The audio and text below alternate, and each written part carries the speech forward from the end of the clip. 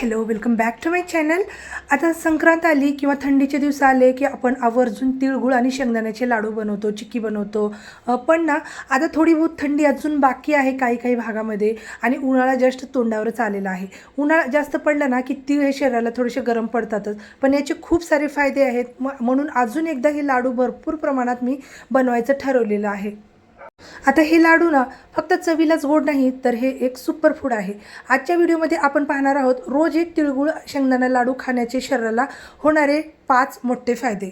पहिला फायदा म्हणजे इन्स्टंट एनर्जी। शेंगदाण्यात प्रोटीन्स असतात आणि गुळामध्ये नैसर्गिक साखर।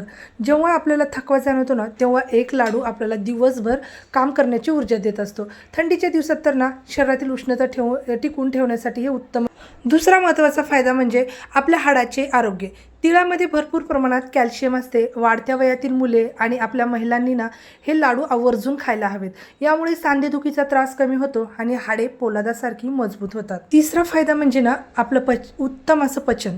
तर गुळ आपल्या ना लिव्हर जे असतं ते स्वच्छ ठेवण्यासाठी मदत करत असतं आणि आपल्या अन्नाचे ना व्यवस्थित असं पचन करतं।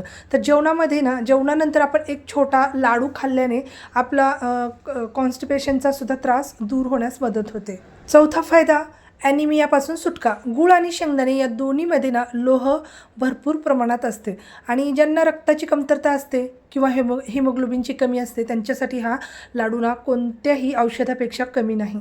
आणि ना शेवटचा पण महत्त्वाचा फायदा म्हणजे सौंदर्य। तिळामधील व्हिटॅमिन ई आणि अँटीऑक्सिडंट आपल्या त्वचेवर चमक आणतात आणि केस गळतीसुद्धा थांबवण्यास मदत करतात।